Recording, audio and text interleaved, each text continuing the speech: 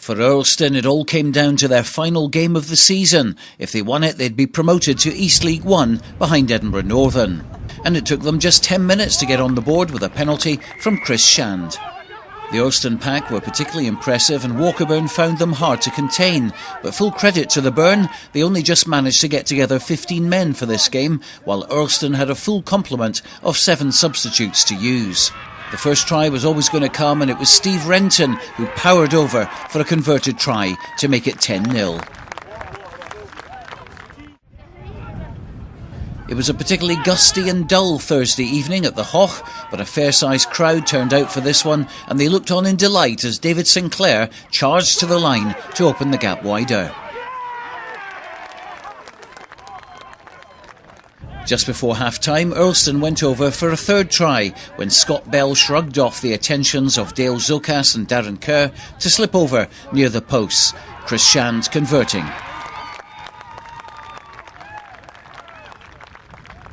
So 22-0 at the break, and while a bonus point wasn't necessary for Earlston to catch St Boswell's for that promotion place, they ran in for their fourth try, a well-worked effort with fullback Barry Watson scoring.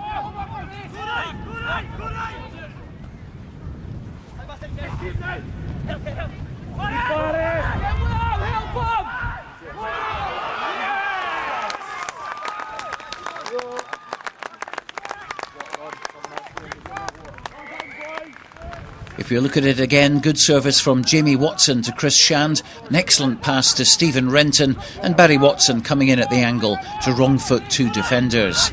He still had some work to do, surrounded by 5 Walkerburn players, but he took advantage of poor tackling to run in for Shand to convert and make it 29-0.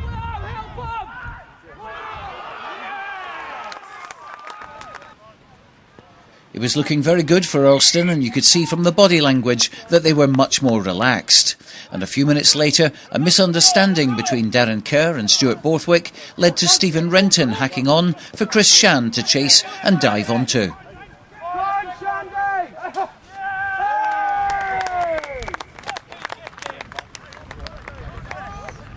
By now, Earlston were happy to throw the ball about and their backs looked inventive.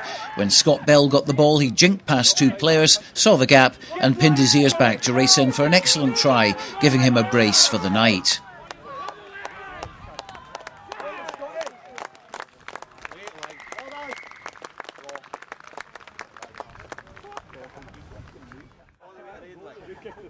Shand converted, and just before the end, Angus Wilde came off the bench to score a 7th try.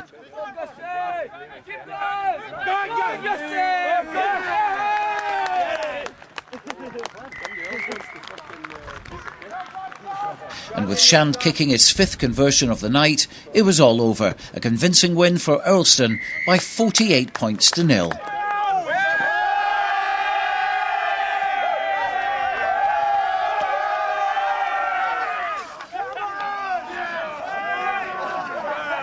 Well, Kenny, obviously delighted for the club. Yeah, it's great. We've worked hard all season, and I think it's well deserved.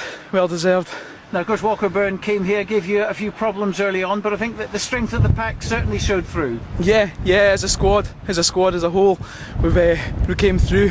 We seem to have these rough 10 minutes every game, but we seem to pull it all together, and just a good team effort, a good squad effort. And of course the very last game of the season, and it meant you climbed above St Boswell's, local rivals there. Yes. So you're going up, they're staying in Division 2. Yes, well, unlucky to them, but I think we deserve it. We've worked hard, worked really hard. Thought we'd maybe thrown it away earlier on the season, but we've pulled ourselves together, and I think it's well deserved. And what about the future for Earlston? Because obviously up again to another division, higher standards.